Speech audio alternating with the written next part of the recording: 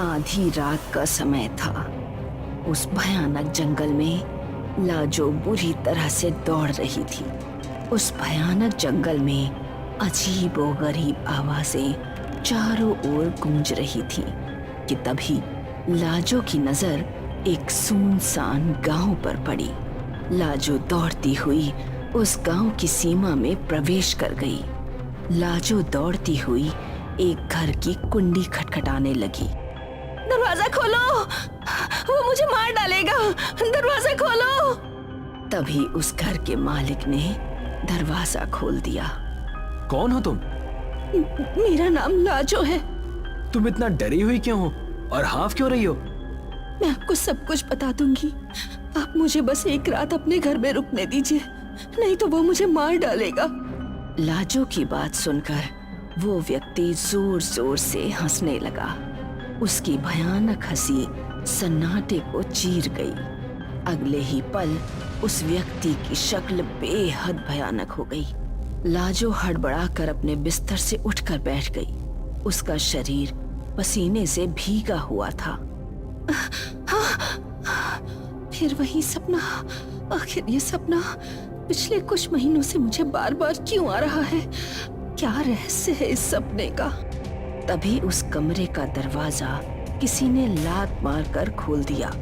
दरवाजा लाजो के पिताजी ने खोला था। ये मैं क्या सुन रहा हूँ लाजवंती? तुम्हारी माँ मुझे बता रही थी कि तुम कुलजीत से प्रेम करती हो। जी पिताजी, मैं कुलदीप से प्यार करती हूँ और उसी से विवाह करूंगी। लाजवंती, इसके आगे अपनी जुबान से एक शब्द मत निकालना।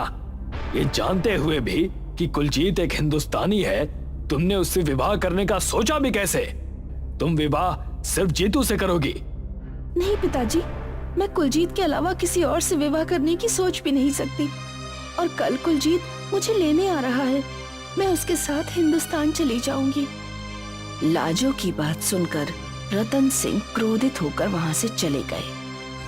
अगली रात आधी रात के समय लाजो बेचैनी से अपने घर के बाहर किसी का इंतजार कर रही थी कि तभी एक कार उसके दरवाजे पर आकर रुक गई। कार में सवार कुलजीत, माधव और रंजीत बाहर निकल आए। माधव और रंजीत कुलजीत के दोस्त थे। कुलजीत एक ट्रक ड्राइवर था जो आजादी से पहले लाहौर आता जाता रहता था और वहीं से कुलजीत और लाजवंती की प्रेम कहानी शुरू हो गई। मगर कुलजीत और लाजवंती की प्रेम कहानी शुरू होने के कुछ सालों बाद भारत और पाकिस्तान में बंटवारा हो गया। लाजवंती का परिवार लाहौर छोड़कर हिंदुस्तान नहीं गया, वो लाहौर में ही शिफ्ट हो गया। मगर कुलजीत के परिवार ने हिंदुस्तान में रहना पसंद किया। बंटवारे के बाद भी कुलजीत लाजवंती से मिलने आता जाता रहता था। तुम आ गए कुलजीत, मैं तुम्हारे आने की कल से प्रतीक्षा कर रही हूँ। मैं तुम्हें यहाँ से ले जाने आया हूँ लाजो। तो फिर यहाँ से जल्दी चलो, इससे पहले कि मेरे पिताजी आ जाएं। लाजवंती सही कह रही है कुलजीत, बॉर्डर पार करते समय कुछ पाकिस्तानी सैनिकों की नजर हम पर पड़ गई है। वो हमें आसपास ही ढूंढ रहे होंगे। माधव सही कह रहा है कुलजीत, अब यहाँ से जल्दी निकलो। मैंने तुमसे इंडिया के बॉर्डर तक सुरक्षित छोड़ने का वादा किया था और वो मैं निभा कर रहूंगा। मैं तुम्हारा ये एहसान जिंदगी भर नहीं भूलूंगा। ये कैसी बातें कर रहे हो कुलजीत? हम दोनों बचपन के दोस्त हैं। चलो लाजो। कुलजीत ने लाजो का हाथ पकड़ा ही था, कुछ ही पलों में पुलिस के सायरन की आवाज से वो इलाका गूंज उठा। अचानक मौसम में परिवर्तन कैसे हो सकता है? ये हमारे लिए शुभ संकेत नहीं है। और पुलिस को कैसे पता चल गया कुलजीत और मेरे बारे में? तभी उन सब के कानों में रतन सिंह की आवाज टकराई। तुम सब अभी और इसी वक्त यहाँ से चले जाओ, नहीं तो पुलिस तुम्हें पकड़कर पाकिस्तानी आर्मी के हवाले कर देगी। पिताजी, आप तो मेरे और कुलजीत के विवाह के खिलाफ थे। मैं तुम्हें दुखी नहीं देख सकता बेटी, और ये मत भूलो कि कुलजीत मेरी दुकान में बचपन से आता जाता रहा है। ये एक अच्छा लड़का है। लगता है आर्मी ने तुम दोनों के बारे में पुलिस को इन्फॉर्म कर दिया होगा। इससे पहले कि तुम सबको पुलिस यहाँ से पकड़कर आर्मी के हवाले कर दे, तुम सब पपीहा गांव रुक जाओ। लेकिन मैंने तो सुना है कि वो गांव जंगलों में स्थित है और वो सिर्फ किस्से और कहानियों में ही है। नहीं कुलजीत, पपीहा गांव वास्तव में है। घने जंगलों की वजह से शहर के लोग उस गांव में नहीं जाते। मैं तो काफी सालों से उस गांव में आता जाता रहा हूँ। उस गांव के लोग बहुत ही सीधे साधे और दूसरों की सहायता करने वाले हैं। यहाँ से दाईं तरफ जो कच्ची सड़क जाती है, उस कच्ची सड़क से करीब 20 किलोमीटर दूर है। रतन सिंह के कहने पर माधव तुरंत ड्राइविंग सीट पर बैठ गया, मगर रंजीत नहीं बैठा। अगर पुलिस यहाँ पर पहुँच गई तो पुलिस को गुमराह करने वाला भी तो कोई चाहिए। तू घबरा मत, सुबह मैं रतन जी के साथ तुझसे मिलने पपिया गांव आऊंगा और दोपहर के वक्त मैं तुम तीनों को सही सलामत इंडिया के बॉर्डर तक छोड़ दूंगा। कुछ ही देर बाद उन तीनों की कार कच्ची सड़क पर दौड़ रही थी। लगभग 1 घंटे के बाद वो तीनों पपीहा गांव की सीमा में खड़े हुए थे, जहां हर तरफ सन्नाटा ही सन्नाटा पसरा हुआ था। क्या हुआ लाजो, तुम इस गांव को इतने गौर से क्यों देख रही हो? तुम्हें यहाँ कुछ अजीब सा महसूस नहीं हो रहा कुलजीत? रात का वक्त है लाजो, और ये जंगल गांव में है और गांव के लोग तो वैसे भी जल्दी सो जाते हैं। तुम मेरी बात पर विश्वास नहीं करोगे। पिछले कुछ महीनों से मैं इसी गांव को सपने में देख रही हूँ। हम तीनों को अंदर जाकर मदद लेनी चाहिए। हाँ, हमें इस गांव में कोई ना कोई घर तो ऐसा मिल जाएगा जो हम तीनों को रात भर रुकने के लिए पनाह दे सके। तभी उन तीनों के कानों में एक कड़कदार आवाज टकराई। इस गांव की सीमा में तो आ गए, लेकिन सीमा के अंदर घुसने की भूल भी मत करना। ये बस्ती मौत की बस्ती है। उन तीनों के सामने एक साधु खड़ा हुआ था, जो अजीब से अंदाज में उन तीनों को घूरे जा रहा था। आप कौन हैं? मैं एक साधु हूँ बेटा। मैं जानता हूँ कि तुम पाकिस्तान के रहने वाले नहीं हो। मेरी बात पर विश्वास करो। उस गांव में रात बिताने से कहीं ज्यादा अच्छा है कि तुम जंगल में रात बिता लो। इस साधु की बात में मत आना कुलजीत। अगर रात हमने जंगल में बिताई ना, तो जंगली जानवर हम तीनों को जिंदा नहीं छोड़ेंगे। और अगर जंगली जानवरों से बच गए तो पुलिस हमें तलाशती हुई यहाँ जरूर आएगी। हमारा देश साधु संतों का ही देश है बाबा। इतना बोलकर कुलजीत दोनों को लेकर पपीहा गांव के अंदर घुस गया। कुलजीत एक घर के बाहर खड़ा होकर उसके दरवाजे की कुंडी खटखटाने लगा। रुक जाओ, आता हूँ। एक बूढ़ा व्यक्ति घर का दरवाजा खोलकर उन तीनों को सवालिया नजरों से देखने लगा। कौन हो तुम लोग? हम तीनों मुसाफिर हैं बाबा। हमें आज रात रुकने के लिए जगह चाहिए। अंदर आ जाओ। वो बूढ़ा उन तीनों को अंदर ले गया। तुम तीनों के चेहरों को देखकर ऐसा लग रहा है कि जैसे कि तुम तीनों ने दोपहर का भोजन भी नहीं किया। मैं तुम्हारे लिए कुछ खाने को लेकर आता हूँ। इतना कहकर उस बूढ़े ने अपनी पत्नी को आवाजें लगानी शुरू कर दी। कमला, अरे ओ कमला, देखो हमारे घर में शहर से कुछ मेहमान आए हुए हैं। इनके लिए भोजन लेकर आओ। कुछ देर बाद एक बूढ़ी स्त्री, जिसने एक लंबा घूंघट डाल रखा था, कुलजीत, माधव और लाजो के सामने बड़ी बड़ी प्लेटों में भोजन ले आई।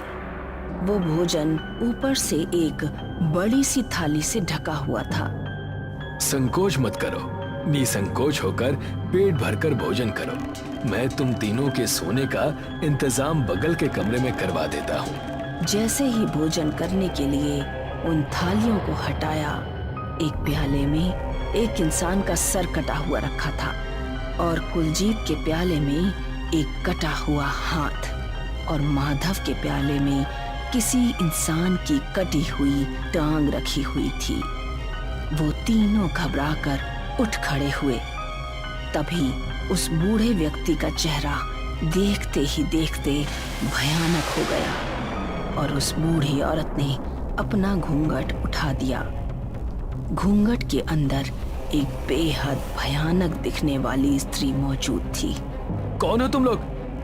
तुम सब मुर्दा गांव में आ गए हो बेवकूफों। क्या तुम्हें नहीं पता, यहाँ लोग जिंदा तो आते हैं लेकिन कभी जिंदा जाते नहीं हैं। उस साधु की बात सही थी कुलजीत, हम सब एक भूतिया गांव में फंस चुके हैं।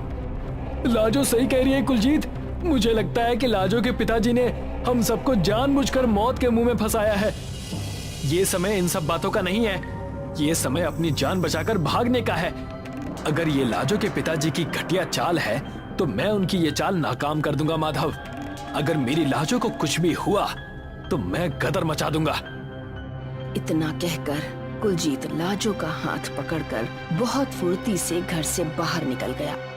मगर जैसे ही वो सब घर के बाहर निकले तो सामने का नजारा देखकर उन तीनों के रोंगटे दहशत से खड़े हो गए।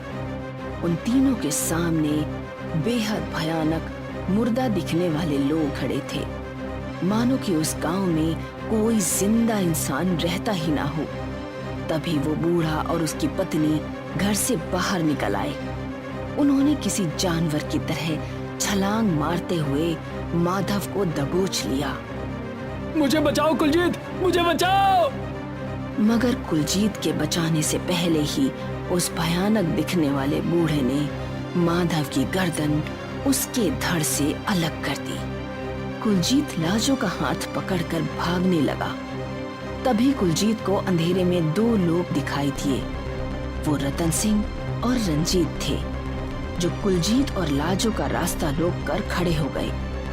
उन दोनों के गले में एक लॉकेट अंधेरे में चमक रहा था।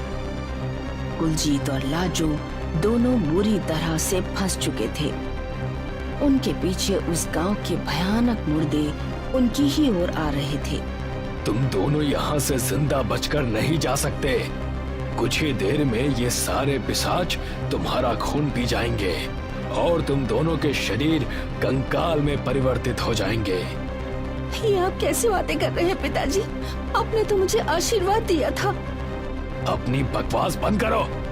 तुम मेरी पुत्री नहीं हो, मेरी कभी कोई संतान थी ही नहीं।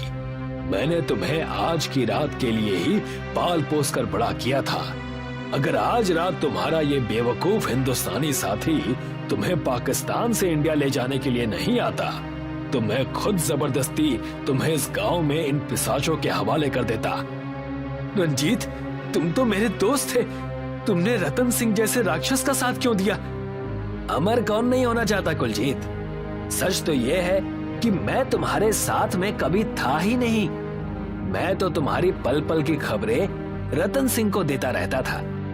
तभी कुलजीत के कानों में उसी साधु की आवाज टकराई। ये दोनों सही कह रहे हैं कुलजीत। साधु तेज तेज कदमों से कुलजीत के सामने आकर बोला, रतन सिंह सही कह रहा है। लाजो उसकी पुत्री नहीं, बल्कि ये तो इस बेचारी को किसी अनाथालय से उठा लाया था। ये इसी गांव में आकर बरसों से काली विद्या का पाठ कर रहा है और ना जाने कितने असहाय लोगों की बलि दे चुका है। लेकिन क्यों बाबा? अमर होने के लिए। तुम्हारा दोस्त रंजीत इसका दाहिना हाथ है, जो लोगों को बहला फुसलाकर इसी गांव में ले आता है, और रतन सिंह उन बेचारों को इन पिशाचों के हवाले कर देता है। ये गांव इंसानों का नहीं है बेटा, बल्कि पिशाचों का है। रतन सिंह इन पिशाचों को इंसानों की बलि देकर अमर होना चाहता है, और इसकी आखिरी बलि इसकी खुद की पाली हुई संतान लाजो है। आज अमावस्या की रात है। आज रात अगर रतन सिंह अपने मकसद में कामयाब हो गया तो वो और रंजीत दोनों अमर हो जाएंगे। वो साधु तेजी से कुलजीत के पास आकर उसके कानों में धीरे से बोला, जाओ, इन दोनों के गले में पड़ी हुई मंत्र रक्षा रहित लॉकेट तोड़कर उन पिशाचों के ऊपर फेंक दो और इस इलाके से निकल जाओ। याद रखना, किसी भी कीमत पर पलट कर मत देखना। इतना कहकर उस साधु ने अपने आप को उन पिशाचों के हवाले कर दिया, और देखते ही देखते उन पिशाचों ने उस साधु को कुछ ही क्षणों में कंकाल में परिवर्तित कर दिया। कुलजीत ने रतन सिंह और रंजीत को कुछ भी सोचने और समझने का मौका ही नहीं दिया। उसने बेहद फुर्ती से उन दोनों के गले में पड़े लॉकेट को उन पिशाचों के ऊपर फेंक दिया। कुछ ही देर में वो भयानक जंगल चीखों से गूंज उठा।